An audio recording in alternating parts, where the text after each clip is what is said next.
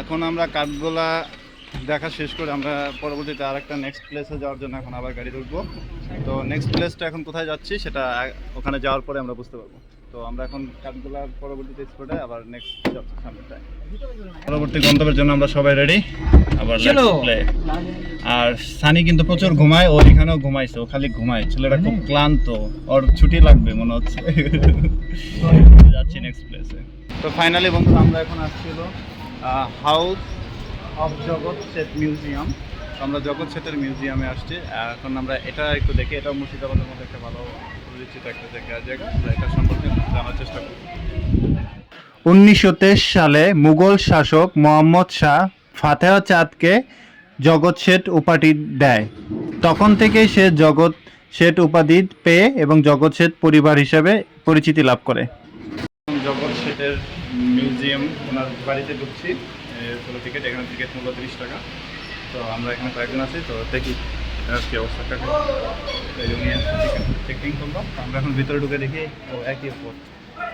তো এটা জগৎ শেঠের বাড়ি, খুব সুন্দর হিস্ট্রিক্যাল প্লেস।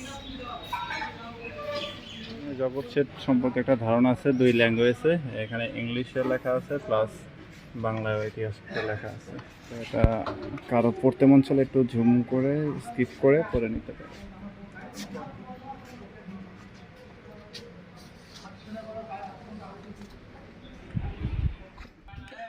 ভারতীয় উপমহাদেশে ব্রিটিশদের আগমনের আগে বিশ্বের অন্যতম ধনী অঞ্চল ছিল এটি। গোল্ডেন বার্ড নামে পরিচিত ছিল এই অঞ্চল।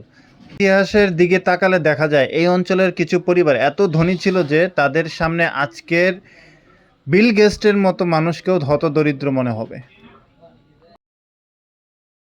এখন মিউজিয়ামের ভিতরে ঢুকবো। তো ভিতরে যেহেতু এখন ক্যামেরা চালানো যাবে না, যে কোনো মিউজিয়ামের ভিতরে রেস্ট্রিক্টেড এরিয়া, তো আমরা তো মিউজিয়াম বন্ধ করে, তো আমাদের সাথে একজন এখানকার কর্মরত লোক আছেন। আপনার বলে দিন। আমার নাম হচ্ছে সৌমেন ঘোষ, আমি জগৎ শেঠের গাইড। ঠিক আছে, তো এখানে কি কি দেখবেন একটু জাস্ট আমি ইনফরমেশন দিয়ে দিই। এখানটায় অনেক কিছু জিনিস রয়েছে, যেমন মাটির তলার ঘরে নামবেন, যেমন গুপ্ত ঘরে নামবেন, যেমন সুড়ঙ্গ পথে নামবেন, যে সুড়ঙ্গ দিয়ে এরা নানান জায়গায় যেতে পারতেন। হীরাঝিল থেকে মতিঝিল, হীরাঝিল নাম শুনেই হবেন, যেটা নবাব সিরাজদৌল্লার রাজপ্রাসাদ ছিল, বর্তমানে লুপ্ত। তো ওটা নাই, ধ্বংস হয়ে গেছে। আর তারপরে আপনি দেখতে পারবেন মতিঝিল, যেটা এখন মতিঝিল আছে, তবে মতিঝিল প্রাসাদ নেই, প্রাসাদটা ভেঙে গেছে, যেটা ঘষিটি। এই ঘরটা মূলত বিখ্যাত জগৎ শেঠের বাড়ি হিসাবে। এটা একটা খাজাঞ্চি খানা। আর জগৎ শেঠ কিন্তু কোনো ব্যক্তির নাম না, এটা সম্মান কিংবা উপাধি। নাম হচ্ছে মানিক চাঁদ, উদয় চাঁদ, ফতেহ চাঁদ।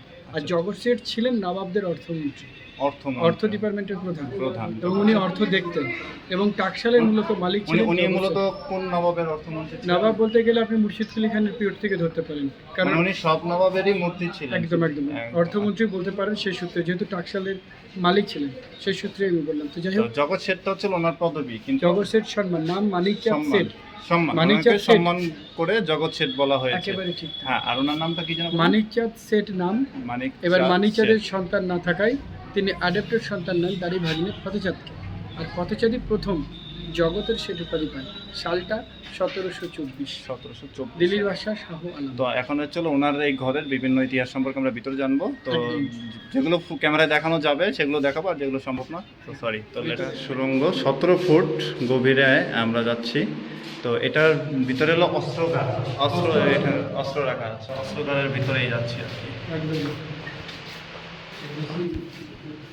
তো 17 ফুট নিচে এটা সুড়ঙ্গের ভিতর দিয়ে আমরা নিচে যে আর কি অস্ত্র দেখার জন্য যাচ্ছি।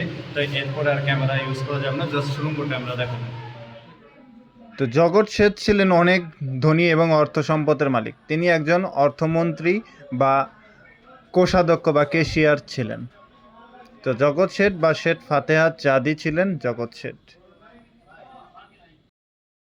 আমরা এখন যে ঘরে প্রবেশ করছি এটা হচ্ছিল মূলত দরগা ঘর। এটাই জগৎ শেঠের দরগা ঘর হিসাবে পরিচিত। মূলত ফাতেহ চাঁদের পরিবারকে জগৎ শেঠ পরিবার হিসেবে বেশি পরিচিতি লাভ পায়। এই বইগুলো আর কি বলছি যে এটা হচ্ছিল জগৎ শেঠের বাড়ির সম্পর্কে এই বইগুলা। তো এগুলো এখানে পাওয়া যায়। জগৎ শেঠ পরিবারের প্রতিষ্ঠাতা ছিলেন মানিক চাঁদ। বাংলা, বিহার, উড়িষ্যার সুবেদার মুর্শিদ কুলি খান ছিলেন মানিক চাঁদের বন্ধু। মানিক চাঁদ নবাব মুর্শিদ কুলি খানের শুধু কোষাধ্যক্ষই ছিলেন না, প্রদেশের রাজস্ব তার কাছে জমা থাকতো। তারা একত্রে মুর্শিদাবাদকে বাংলার নতুন রাজধানী হিসেবে প্রতিষ্ঠা করেন। তো বন্ধুরা, আমরা এখানে ঘুরলাম জগৎ শেঠের বাড়ি। তো এখানে যে সকল জিনিসগুলো আমরা সাধারণত ভিতরে দেখলাম, এখানেও ছিল অস্ত্রাগার ছিল, তো তার মেয়ের ব্যবহৃত বিভিন্ন শৌখিন যে মিউজিকের যে ইনস্ট্রুমেন্ট ছিল সেগুলো দেখলাম।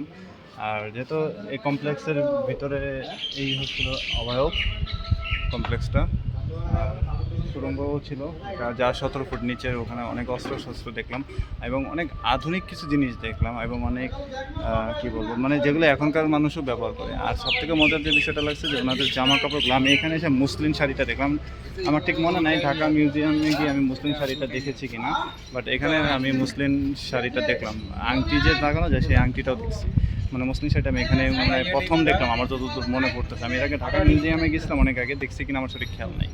তো বেশ ভালো লাগলো। তো এটা হচ্ছিল জগৎ শেঠের বাড়ি। এটা হচ্ছিল মুর্শিদাবাদের জিয়াগঞ্জে এই জগৎ শেঠের বাড়িটা। তো আমরা জিয়াগঞ্জের মুর্শিদাবাদের এই বাড়িটা দেখলাম। তো এখানে আসতে হলে প্রথমে আসতে হবে হলো জিয়াগঞ্জ। জিয়াগঞ্জ এসে যে কোনো অটো রিক্সা বা ওদের লোকাল ল্যাঙ্গুয়েজে টোটো বলে, ওটাতে গিয়ে এখানে আসলে হবে, তাই তো আশিক? এখানে আসার জন্য জিয়াগঞ্জ থেকে টোটো করে যে কোনো টোটো নিয়ে বললেই হবে, আমরা জগৎ শেঠের বাড়িতে যাব। আর জগৎ শেঠের বাড়ির ঠিক অল্প একটু কাছেই হচ্ছিল আমরা যাব রাজবাড়ি, নেক্সট প্ল্যান্টেন রাজবাড়ি যাব, কিন্তু জগৎ শেঠের বাড়ির ঠিক কাছে হচ্ছিল এই কাঠগোলা বাগান, রাজা বাদশাহদের যেখানে আড্ডা হইতো। তো দেখা হচ্ছে তো আমরা এখন হচ্ছিল চলে যাচ্ছি। তো নেক্সট দেখা হচ্ছে রাজবাড়ি। জগৎ শেঠের বাড়ির থেকে এখন আমরা বেরিয়ে গেছি। তো আপাতত জগৎ শেঠের ব্লগটা এখানে শেষ করাতে হচ্ছে।